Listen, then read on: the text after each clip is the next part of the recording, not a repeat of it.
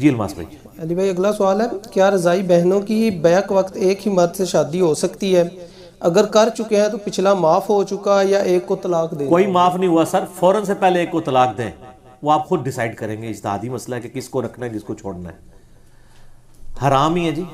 اور یہ جو بعض لوگ دلیل لیتے ہیں نا کہ جو پہلے جو کچھ ہو چکا وہ معاف ہے، وہ تو 4 سے زیادہ عورتوں کے بارے میں بھی آیا، لیکن صحابہ کرام نے بعد میں پھر 4 کے بعد والوں کو طلاق بھی دی ہے. یہ نہیں ہے کہ جی معاف ہے تو اب پہلے کی ہوئی تھی 12 کی 12 ہی رکھو، ایسا نہیں ہے. صحیح بخاری کے اندر حدیث موجود ہے، نبی صلی اللہ علیہ وآلہ وسلم نے فرمایا دودھ سے بھی وہی حرمت ثابت ہوتی ہے جو نسبی رشتوں سے ہوتی ہے، یعنی رضاعت والا رشتہ جو ہے نا، یہ بالکل اسی طریقے سے ہے جیسے خونی رشتہ ہے.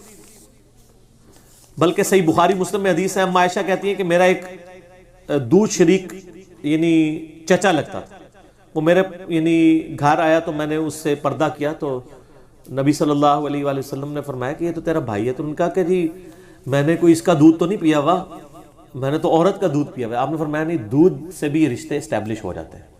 لہٰذا اگر کوئی دودھ شریک بہن ہے کسی کی یا وہ حقیقی بہن ہے، دونوں ایک ہی شمار ہوں گی. دونوں بہنیں ایک عقد میں رکھنا بیک وقت حرام ہے. ہاں ایک کو طلاق دے دیں یا ایک فوت ہوگی، دوسری سے سالی سے کسی نے شادی کر لی، وہ ٹھیک ہے. اور اسی طریقے سے بخاری اور مسلم میں آتا ہے کہ کوئی شخص جو ہے وہ چچا کو اور اس کی بھتیجی کو جمع نہیں کر سکتا، مطلب اس کی یعنی جو پھپھی کو اور اس کی جو بھتیجی ہے اس کو آپس میں جمع نہیں کر سکتا. اس کا سمپل فارمولہ یہ ہے کہ کوئی بھی 2 ایسی عورتیں آپس میں جمع نہیں ہو سکتی کہ جن کی آپس میں شادی نہ ہو سکتی ہو اگر ایک کو مرد تصور کر لیا جائے. جیسے 2 بہنیں ہیں، ان میں سے ایک بہن کو اگر آپ مرد تصور کر لیں تو کیا بہن بھائی کی شادی ہو سکتی؟ نہیں. اسی طریقے سے ایک عورت ہے، اس کی ایک پھوپھی ہے، پھوپھی کو اگر مرد تصور کر لیا جائے تو کیا کوئی شخص اپنی پھوپھی کے ساتھ کسی لڑکی کی شادی ہو سکتی ہے؟ وہ تو اس کا چچا ہی بن جائے گا. تو کوئی سی ایسی 2 عورتیں جن میں سے کسی ایک کو مرد تصور کر لیا جائے تو دونوں کا نکاح پاسبل نہ ہو تو وہ 2 عورتیں بیک وقت کسی ایک مرد کے اندر نہیں رہ سکتی. اور اگر کی ہوئی ہیں فوراً سے پہلے طلاق دے دیں. باقی جو محرمات ابدیہ ہیں وہ سورۃ النساء کی آیت نمبر 23 اور 4 کے اندر 4تھے پارے کے بالکل اینڈ میں آ جاتے ہیں کہ کون کون سے ابدی حرمت والے رشتے ہیں. وہ پوری کی پوری ڈیٹیل اس کے اندر ڈسکس ہوئی ہیں. اچھا اگلا سوال علی بھائی کہ کیا لڑکی کے پیریڈز کے دوران اس کا نکاح ہو سکتا ہے یا اس کا پاک ہونا ضروری ہے؟ یہ پاک ہونا کوئی ضروری نہیں ہے، وہ پاک ہی ہے. پہلے میں نے پہلے بھی کئی دفعہ عرض کیا ہے کہ یہ جو جنابت ہوتی ہے، کسی پہ غسل فرض ہے، یہ حکمی نجاست ہے، حقیقی تو ہے ہی نہیں ہے. صحیح بخاری و مسلم کی متفق علیہ حدیث ہے. سیدنا ابو ہریرہ کہتے ہیں مجھے یعنی نائٹ فال ہوا، احتلام، میرے پہ غسل فرض تھا اور میں گھر سے نکلا، نبی علیہ السلام کے ساتھ چہل قدمی کرنے لگا، مجھے اچانک یاد آیا میرے پہ تو غسل فرض ہے، میں تو ناپاک ہوں. میں کھسکا جا کے غسل کیا، واپس آیا. حضور نے فرمایا کدھر چلا گیا تھا؟ کہ یا رسول اللہ ناپاک تھا. فرمایا مومن تو ناپاک ہی نہیں ہوتا. انہوں نے کہا یا رسول اللہ میں مومن ناپاک نہیں ہوتا. یہ حکمی نجاست ہے. حکمی نجاست اس لیے ہے کہ نماز کے لیے نجاست ہے. بغیر وضو کے جو بیٹھا ہوا ہے کیا وہ نجس ہے؟ لیکن نماز کے لیے نجس ہے. نماز میں داخل ہونے سے پہلے اس نے وضو کرنا ہے. بغیر غسلہ شخص بھی کوئی نجس نہیں ہے، نماز کے لیے نجس ہے. ٹھیک ہو گیا. اس میں میرا یوٹیوب پہ کلپ بھی ہے، کیا غسل جنابت کو ڈیلے کر سکتے ہیں. اسی طریقے سے صحیح بخاری اور مسلم کی متفق علیہ حدیث ہے، عائشہ کہتی ہیں میں حالت حیض میں تھی اور نبی علیہ السلام اپنا سر مبارک میری گود میں رکھ کے قرآن پڑھا کرتے تھے. اس سے بڑی اور کیا بات ہو سکتی ہے. صحیح مسلم میں حدیث ہے کہ نبی صلی اللہ علیہ وسلم مسجد میں تھی اور میں حالت حیض میں تھی.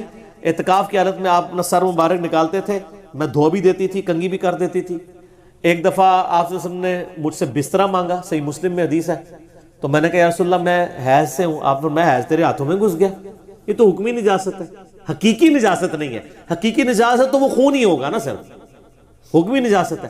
تو اگر وہ یہ سارے صرف نماز کے اعتبار سے وہ ہے کہ نماز نہیں پڑھ سکتی، باقی سارے کام کر سکتی ہے. حتیٰ کہ صحیح مسلم میں آتا ہے کہ اسما بنت امیس، جانتے ہیں اسما بنت امیس کو؟ حضرت ابوبکر صدیق رضی اللہ تعالیٰ عنہ کی بیوی تھی. صحیح مسلم میں آتا ہے کہ جس سال حضور صلی اللہ علیہ وسلم نے حج کیا اس سال یہ بھی حج میں ساتھ تھی. تو ان کے ہاں محمد بن ابی بکر کی ولادت ہوئی. حضرت بکر صدیق کے بیٹے کا نام تھا محمد بن ابی بکر, وہ اسما بنت امیس سے تھے.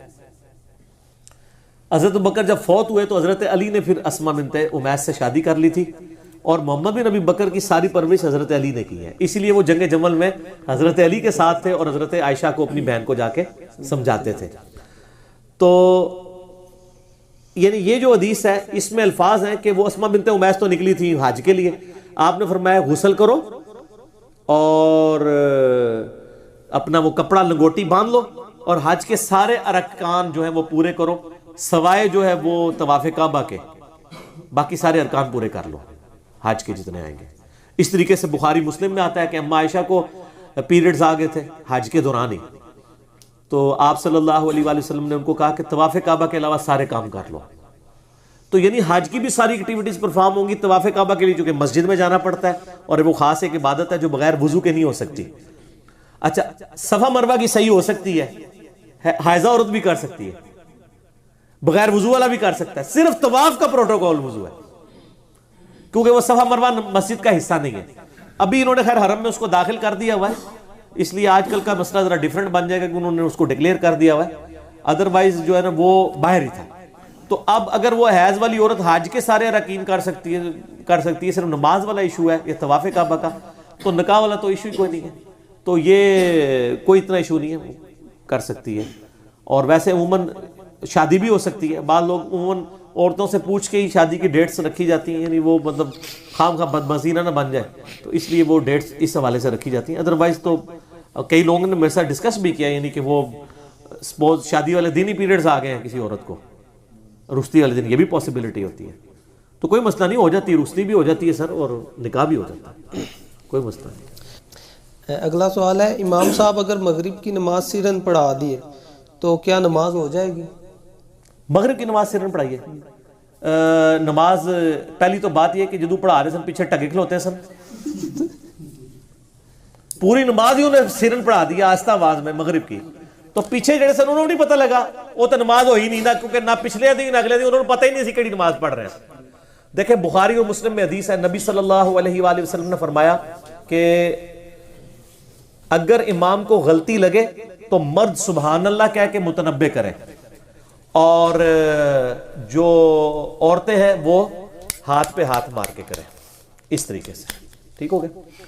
تو یہ جس طرح آپ نے قرآن غلط پڑھنے پہ لقمہ دینا ہوتا ہے نا, تو امام اگر مغرب کے لیے کھڑا ہے اور قیام جناب آپ کا 2-3 منٹ کا ہو گیا اور فاتحہ نہیں اس نے شروع کی ہوئی, تو سمجھ لو کہ وہ بھول گیا ہے, سرہ نہیں پڑھ رہا ہے, تو بھول سکتا ہے. نبی علیہ السلام بھی بھولے ہیں کئی بار, بخاری مسلم میں آتا ہے, سجدہ صاحب بھی کیا آپ نے رکعتوں کے اعتبار سے, تو آپ اس کو لقمہ دیں گے. اور میرے ساتھ اس طرح 1-2 بار ہوا ہے کہ یعنی میں آفس میں, ہمارے ایک ڈائریکٹر صاحب نماز پڑھا رہے تھے مغرب کے, تو اب وہ حنفیوں کی تو سنا بھی چھوٹی سی ہوتی ہے, وہ تو ظاہر ہے اگر حنفیوں کی سنا نہیں ختم ہوگی تو وہ آپ سمجھ لیں کہ وہ اب سارے لوگ, میں نے ان کو پھر لقمہ دیا سبحان اللہ, تو انہوں نے سورہ فاتحہ شروع کر دی. اس طرح جب آپ لقمہ دے کے پھر شروع کریں گے, پھر آپ کو سجدہ صاحب بھی اینڈ پہ کرنا پڑے گا. ٹھیک ہے, وہ سجدہ صاحب کے 5 طریقے ہیں, کسی بھی طریقے سے کر لیں. مسئلہ نمبر 92 میرا ریکارڈڈ موجود ہے. سرن نمازوں کو اگر آپ 1-2 آیات جہرن پڑھ لیں تو وہ سنت بھی ہے. بخاری مسلم میں حدیث ہے, نبی علیہ السلام بعض کا زور اثر کی نماز میں سورہ فاتحہ کے بعد جو سورت کی کچھ آیات اونچی آواز میں بھی تلاوت کر دیتے تھے, تاکہ ہمیں پتہ چل جائے کہ آپ کیا تلاوت کر رہے ہیں تعلیم کے طور پہ, تو یہ جائز ہے. لیکن اگر مستقل کوئی زور میں تلاوت شروع کر دیتا ہے, ٹھیک ہے, سورہ فاتحہ شروع کر دیا اس نے, تو آپ اس کو سبحان اللہ کہہ کے لقمہ دیں گے. وہ جتنا پڑھ چکا ہے وہ ٹھیک ہے, وہ ہو گیا. آگے سے جو ہے نا وہ اس کو آہستہ آواز میں پڑھ لے, اور مغرب میں تھا تو اونچی آواز سے پڑھ لے, اور اینڈ پہ سجدہ صاحب کر لے. تو اس پہ اجماع ہے کہ سرن نمازوں کو سرن پڑھنا واجب ہے, اور جہر نمازوں کو جہر نماز پڑھنا واجب ہے اگر آپ جماعت سے کر رہے ہیں. اگر آپ اکیلے پڑھ رہے ہیں پھر آپ کو اختیار ہے, یعنی آپ کو جماعت نہیں ملی اور آپ مغرب کی نماز پڑھ رہے ہیں تو آپ ضروری نہیں آپ اونچی قرات کریں, آپ آہستہ کر سکتے ہیں. لیکن اس میں بھی افضل ہے کہ آپ اونچی کریں. سر یہ لوگوں کو نہیں پتا جی. صحیح بخاری میں حدیث ہے, تیرے رب کو اس گڈریے پہ بڑا پیار آتا ہے جو پہاڑ کی چوٹی پہ اکیلا کھڑے ہو کے اذان اور اقامت کہہ کے جماعت قائم کرتا ہے. اکیلا, اکیلی جماعت کس طرح قائم ہوگی؟ خود ہی اذان دے گا, خود ہی اقامت کہے گا, اس کے بعد اللہ اکبر کہے گا, سورہ فاتحہ اونچا پڑھے گا, سورت اور انتقال کی جو تکبیرات ہیں وہ اونچی کہے گا، سبحان ربی العظیم سبحان ربی العلیٰ آہستہ پڑھے گا، وہ یہ سمجھ لیں میں امام ہوں، ٹھیک ہے نا جی، ہو سکتا ہے پیچھے جنات آ کے نیت کر لیں، ٹھیک ہے۔ اور وہ جس طرح وہ مولانا جمشید صاحب فوت ہو گئے، تبلیغی جماعت کے وہ ہوا کرتے تھے، ایک بڑے بزرگوں میں سے، وہ جو حضرات میں سے، عاجز الوہاب صاحب تو بھی فوت ہوئے نا، ان سے پہلے تھے مولانا جمشید صاحب، تو ان کے بارے میں وہ تبلیغی جماعت والے، نہیں مولانا جمشید صاحب وہ تقریباً 90 کے ہو کے فوت ہوئے، ایجڈ تھے، وہ کہتے تھے یہ جنوں کی جماعتیں بیچتے ہیں، تو پتہ نہیں وہ میں نے کسی نے دیکھا ہے، اب اگر میں کہہ دوں میں جنوں کی جماعت بیچتا ہوں، آپ کاؤنٹر ویریفائی تو نہیں کر سکتے، تسی کہو گے سانو دکھاؤ، اسی تانوں کہاں گے تم نظر نہیں آندے، سان سے آ رہے ہیں، تو اس کا کوئی نہیں، تو یہ میں نے ایک چٹکلے طور پہ بات کر دی، ٹھیک ہو گیا۔ تو جنات ہو سکتا ہے آپ کے پیچھے نیت کر لیں، این ممکن ہے جنات ہوتے ہیں، لیکن ضروری نہیں آپ کو پتہ بھی چلے، آپ کے پیچھے نیت بھی کر سکتے ہیں۔